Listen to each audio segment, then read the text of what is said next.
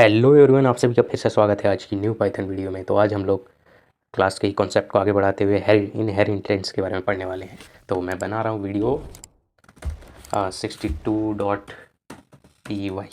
तो सबसे पहले हम लोग बात करते हैं इनहेरिटेंस क्या होता है। इनहेरिटेंस जैसे नॉर्मली ह्यूमंस में हायरार्की है या फिर किसी भी ऑर्गेनिज्म में हायरार्की होती है कि लेट्स सपोज ग्रैंडफादर से बात करते हैं कि ग्रैंडफादर ग्रैंडमदर उनके हो गए, फिर आपका मदर आ जाएंगे, अंकल्स आ जाते हैं, उसी में ही आ जाते हैं। अंकल मतलब आपके वही, कुछ लोग बड़े पापा भी बोलते रहते हैं एंड कुछ छोटे पापा, तो ऐसे करके आप लोग समझ लेना, ठीक है। एंड उसके बाद फिर आपकी मदर एंड आपके पापा से फिर आप आए, आपकी बहन है, बहन भाई ये सब, ठीक है। तो ये आप तो क्या हुआ कि जितने जो आपके कैरेक्टरिस्टिक थे ना, आप में तो कुछ होंगे, कुछ अलग कैरेक्टरिस्टिक भी होती हैं लोगों में जो उनके पेरेंट्स से नहीं आती, कुछ एक्स्ट्रा होती हैं, पर ज़्यादातर कैरेक्टरिस्टिक पेरेंट्स से ही उन तक आती है। तो इसे ही इनहेरिटेंस कहते हैं। ये वैसे बायो का कॉन्सेप्ट है, पर इतना मैं सीधी सीधी भाषा में बताऊं तो ये कहना चाहता हूँ कि एक मेन पेरेंट होगा और एक उसका चाइल्ड होगा।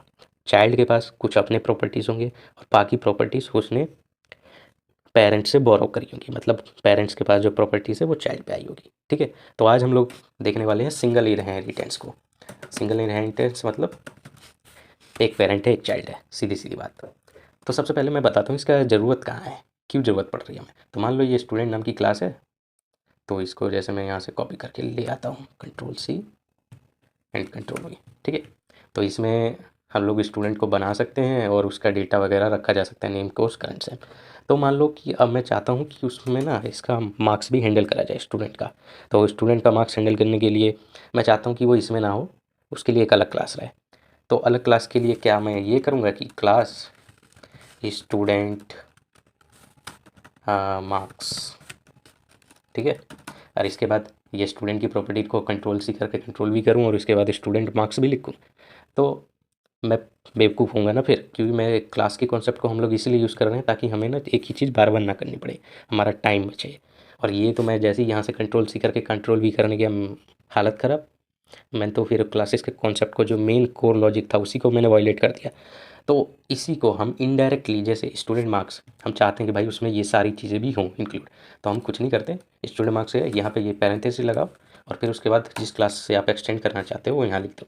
तो अभी स्टूडेंट मार्क्स के पास जितनी भी स्टूडेंट की चीज़ें हैं वो सब है, जितनी भी यहाँ पे चीज़ें डिफाइन करी हुई है वो सारी यहाँ पे आ चुकी हैं। तो अब इसके बाद अगर आप कुछ डिफाइन करना चाहोगे, जैसे कि हम कुछ स्टैटिक मेथड एक बना देते हैं, तो @ स्टैटिक मेथड, तो यहाँ पे प्रिंट स्टूडेंट मार्क, फ़िलहाल तो अभी कुछ नहीं है, तो यहाँ पे कुछ नहीं लिखेगा, मार्क्स क्लास, ठीक है। ये करके बस। अब अगर आप जैसे नॉर्मल ऑब्जेक्ट बनाओगे ना, स्टूडेंट मार्क्स के नाम से हम एक इंस्टेंस क्रिएट करेंगे तो वो भी क्रिएट होगा। अब वो कहोगे कि वो कैसे क्रिएट होगा, यहाँ तो कोई मेथड ही नहीं है। पर देखा, मेथड नहीं है, पर हमने सिंस इसका इस्तेमाल किया है, उसमें जितनी भी चीज़ें हैं स्टूडेंट की क्लास में, वो सारी सब चीज़ें अब स्टूडेंट मार्क्स के पास आ गई हैं, तो हम लोग वो भी कर सकते हैं। तो लेट्स से मैंने पाइथन बनाया, पाइथन में नाम दे रहा हूँ स्टूडेंट मार्क्स डॉट, देखो यहाँ पे आ गया ना, print string call change number of student from slash number of students marks info और print student mark.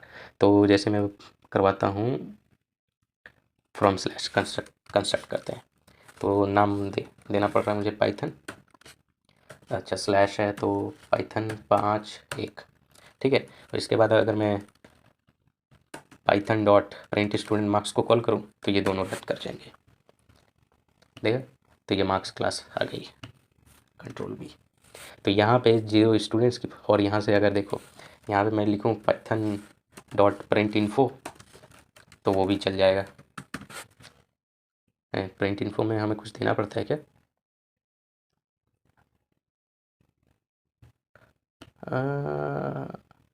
Print info नहीं चला, अच्छा ये रिटर्न हुआ है, ओह तो हमें इसे प्रिंट करना पड़ेगा। Python dot print info, alright. ये देखो student name is Python and course number is 5 and current same is 5, वो 1 एंड मार्क्स क्लास, ठीक है।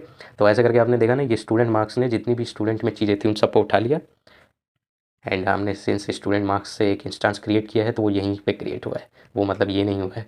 तभी हम लोग ये प्रिंट मार्क्स स्टूडेंट मार्क वाला फंक्शन भी यूज़ कर पा रहे हैं, जो कि एक स्टैटिक मेथड है। तो आप ऐसे करके यहाँ पे फिर से क्लास मेथड बना सकते हैं, नॉर्मल कुछ नए एक वेरिएबल असाइन कर सकते हैं, जैसे ए इज इक्वल टू 10।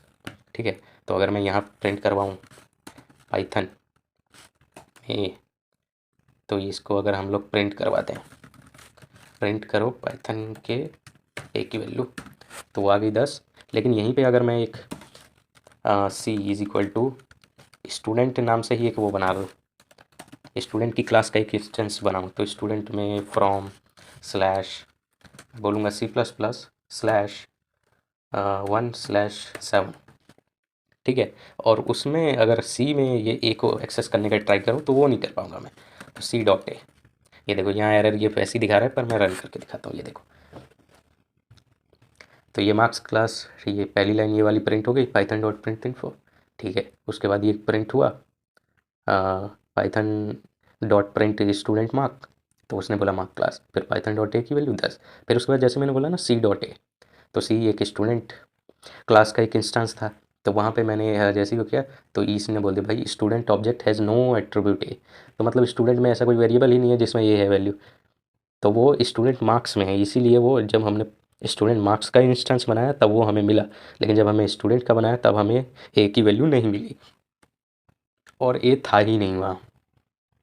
ठीक है, तो ये है सिंगल इनहेरिटेंस। इसमें ये वाला बंदा पेरेंट है और ये चाइल्ड है, चाइल्ड ने स्टूडेंट नाम की क्लास की सारी प्रॉपर्टीज अपने अंदर उठा के रख ली, इसे ही हम लोग कहते हैं सिंगल इनहेरिटेंस। ठीक है, तो आई होप आप लोगों को ये समझ में आ गया होगा। तो मिलता हूँ मैं आपसे नेक्स्ट वीडियो में, सी या बाय।